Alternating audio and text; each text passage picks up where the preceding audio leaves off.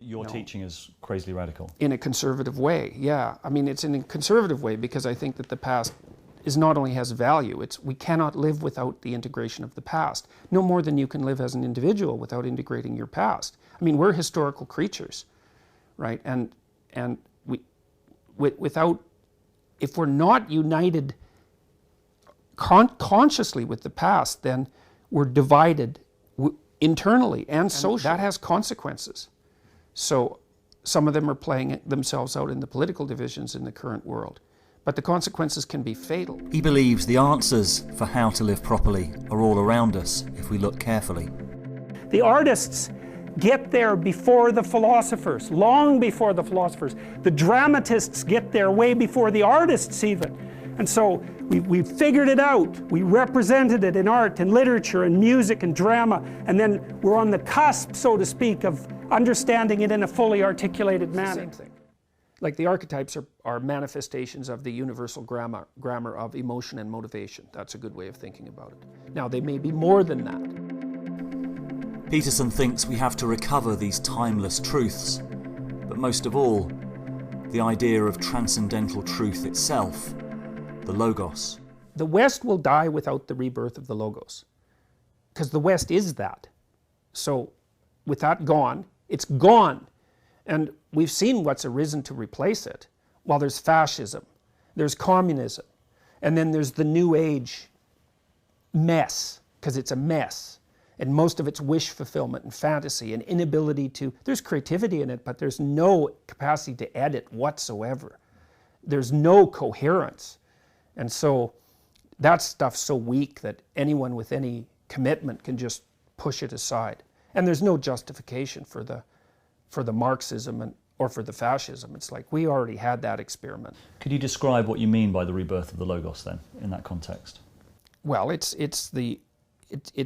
part of it is taking voluntary responsibility for the appalling conditions of your life, essentially, that you're a suffering creature that's mortal, right? And that you're the locus of evil, both of those things. And that it's your response, that your life is about responsibility, and it's your responsibility to voluntarily accept that, and then to do what you can about it, even though it's, in some sense, you know, it's an enterprise doomed to failure in some sense, because you're going to die, and the world is a carnage, a place of carnage, but that you can accept that. And if you can't accept it, then what that means is that you're not integrated enough. Because if you're integrated enough, then you can accept it. It's like the test of the integration. So your character isn't forged sufficiently if you cannot tolerate that. And it's not like it's an easy thing to tolerate. Often what people do is they just don't think about it. They just push it out of their mind. And no wonder. But they pay for that with shallowness and with self-contempt and with the inability to bear suffering nobly, let's say. There's a call to nobility in the idea of imitation of the Logos, but it's more than that. It's a call to something of, well, the hypothesis is it's a call to something of cosmic significance. And I don't think that we have any right to assume that that idea is wrong. Peterson is often characterized as a religious conservative, but the core of his message has echoes of a radical belief that organized Christianity has fought against for generations, often called the Gnostic heresy, the idea that we can become like Jesus. You know, the question is, what happens to the world around you as you increasingly embody the Logos? And the answer to that is, we don't know. We don't know what the ultimate level of this. Now, the hypothesis is, and it's a hypothesis that extends to some degree to Buddha as well, the hypothesis is that there has been one or two individuals who managed that. and that in their management of that, they transcended death itself. I don't know what happens to a person if they bring themselves completely into alignment. I've had intimations of what that might mean. We don't understand the world very well. We don't understand how the world could be mastered if it was mastered completely. We don't know how an individual might be able to manage that. We don't know what transformations that might make possible. There's a few quotes that I've transcribed that from the Ideology, Logos and Belief lecture, which I remember having a kind of hair stand up on the back of my neck moment when I heard you say this. I don't know what happens to a person if they bring themselves completely into alignment. I've had intimations of what that might mean. That's mysticism rather than religion, is it not? Well, I don't know if you can draw a distinction between those two things to some degree, because you could say that in a religious system there's two components, and people are temperamentally inclined to align with one or the other. There's a dogmatic component, so the conservatives are more likely to align with that, and there's a active mystical component which updates the conservative component but also threatens it, so which is what creative thought does in general. And so I would say that the mystical element of that is religious, but it's more on the transformative side. But I also think that figures like the Buddha, he's an exemplar of the possibilities of that alignment.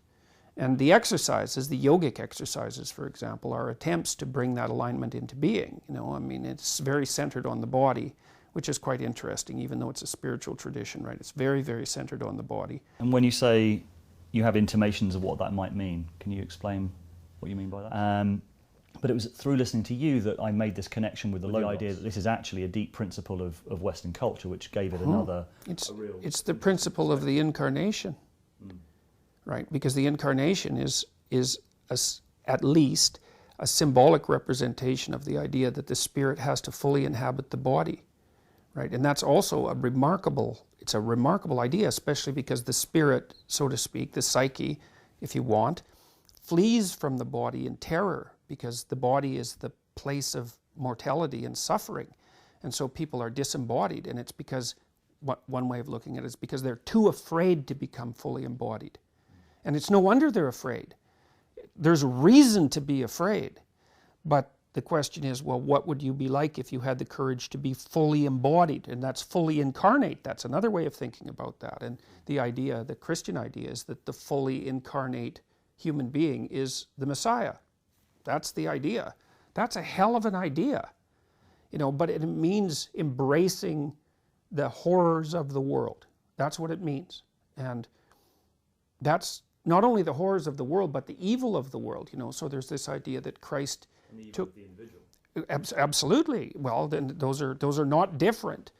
And there's this idea that not only was Christ the incarnate spirit, right, so fully descended into the body, let's say, but that he also took the sins of the world onto himself. And what that means is that, psychologically speaking, is that part of spiritual development is to recognize the satanic tendencies that characterize you, and to fully wrestle with them and to integrate them. That's the thing. It's not so much to cast them away, it's to transmute them. And you can see the difference between people who've done that and people who haven't, at least to some degree, because people who haven't integrated the shadow at all are naive. And you can tell that when you look at them, and you can tell that when you talk to them. And because they're naive, they're often resentful as well, because they get taken advantage of. And someone who's integrated that more, they're dangerous in the martial arts sort of way, which is they're dangerous, but they don't have to use it, because their presence radiates, what would you say? It doesn't radiate threat exactly. Well, certainly strength, but it's the potential for havoc. That's the right way of thinking about it. He says to defend ourselves against resentment, we each need to identify it in ourselves, our shadows. And that's partly why Jung believed that it was necessary for people to integrate their shadow. And he said that was a terrible thing for people to attempt, because the human shadow which is all those things about yourself that you don't want to realize, reaches all the way to hell. And what he meant by that was, it's through an analysis of your own shadow that you can come to understand why other people are capable, and you as well, of the sorts of terrible atrocities that characterized, let's say, the 20th century. And without that understanding, there's no possibility of bringing it under control. When you study Nazi Germany, for example, or you study the Soviet Union, particularly under Stalin, and you're asking yourself, well, what are these perpetrators like? Forget about the victims, let's talk about the perpetrators. The answer is, they're just like you. And if you don't know that, that just means that you don't know anything about people, including yourself. And then it also means that you have to discover why they're just like you. And believe me, that's no picnic. So that's enough to traumatize people, and that's partly why they don't do it. And it's also partly why the path to enlightenment and wisdom is seldom trod upon, because if it was all a matter of following your bliss and doing what made you happy, then everyone in the world would be a paragon of wisdom. But it's not that at all. It's a matter of facing the thing you least want to face. For Peterson, this shadow work is another process of embodying the Logos in our own lives by speaking the truth. If you listen to yourself talk, you can tell when you're speaking properly, you will experience a feeling of integration and strength. And when you're speaking in a deceitful or manipulative manner, you'll feel that you're starting to come apart at the seams. And what you need to do is practice only saying things that make you feel stronger. The truth is something that burns. It burns off dead wood. And people don't like having their dead wood burnt off, often because they're like 95% dead wood. And believe me, I'm not being snide about that. It's no joke. When you start to realize how much of what you've constructed of yourself is based on deception and lies, that is a horrifying realization. And it can easily be 95% of you. Things you say, things you act out. Many describe how listening to him is a process of integrating things they knew, but didn't know that they knew. That's another hallmark of truth, is that it snaps things together. And people write to me all the time and say that. It's as if things were coming together in my mind. It's like, well, that's what archetypes do. Right. Archetypes glue things together. So yes, it's the proper expression of unconscious being teaches people what they already know. It's kind of like the Platonic idea that all learning was remembering. It's right. It's not right exactly the way that we would think of learning and remembering now. But you have a nature, and when you feel that nature articulated, it's like the act of snapping the puzzle pieces together. Yes. They're right there. Yes, well, that's the bringing the levels of being into synchrony. That's what you feel. It's like, oh, that's synchronized now. It's like what I think and the way I feel have come together. And you feel that snap. It's like, oh, it's a simpler state. It's something like that. It's not rife with contradictions anymore. You say that you have to accept the fact that you're dangerous or become dangerous. Because I'd also say that if you haven't done that kind of shadow work, if you haven't made friends with your anger, if you haven't integrated it, you're actually more dangerous. Yes, definitely. Because then things will happen that it will come out in a way that you don't expect. Right, it comes out disintegrated. So it comes out as an autonomous spirit. Right, under no one's control, and that's like a burst of rage, let's say. You either have that or it has you. Those are the options. Yeah. And you don't become safe by being castrated, right? That's not the right move forward. You can actually see a change in people's faces when that part of them is integrated, when I would say the rage circuit is integrated, because their faces harden. Like they no longer look like wide-eyed children, that they're no longer someone to whom things only happen. They're someone who makes things happen. And there isn't much difference between being dangerous and being indomitable, right? They're the same thing looked at from two different perspectives. For Peterson, wisdom emerges from a much deeper place than the rational intellect. I don't consider myself an intellectual precisely. What do you consider yourself? See, because my ideas aren't disembodied. I act them out. But to be an intellectual... It kind of makes me a romantic in some sense. Well, I don't live in my head, exactly. Many of the prominent intellectual types have become prisoners of their own imagination. You know, and this is partly what breeds that terror of intellectualism. There's something about it that's, we don't want to get too far away from our bodies. We don't want to get too far away from our souls. That's another way of thinking about it. And you know, there is this idea that, as I said before, that the Catholics always warned about, is that the rational mind falls in love with its own productions, or even more, that it tries to elevate its productions to the status of God. What are the prerequisites for true knowledge and understanding? Because it seems to me that intelligence is only a small matter of seeing and understanding properly, and it takes a certain amount of moral courage. It takes a certain amount of having done the work of introspection, having done the work of deep introspection. What do you think the components are for true knowledge and understanding? Well, I think the motivation, one of the best motivations, is existential terror. That's definitely psychologically true, but we could strip it, say, of its transcendent implications and say, well, if, for me anyways, I wasn't motivated to be serious until I knew what I was capable of in the most negative way. Because you don't take yourself seriously until you know that you are an evil monster. And you don't take that seriously until you know what that means.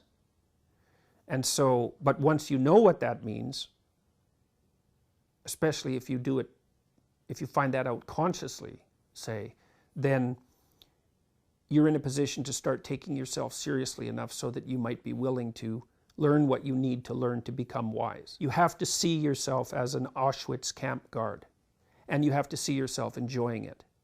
And that can't just be an exercise in intellectual simulation, precisely. It has to be a dramatic experience. You have to feel that in your bones. And then you have to decide, and you have to give the devil his due. There's something very attractive about predatory power. And you might even say that it's preferable to pathetic weakness. Now, I'm not saying that, but you could make a case that it is.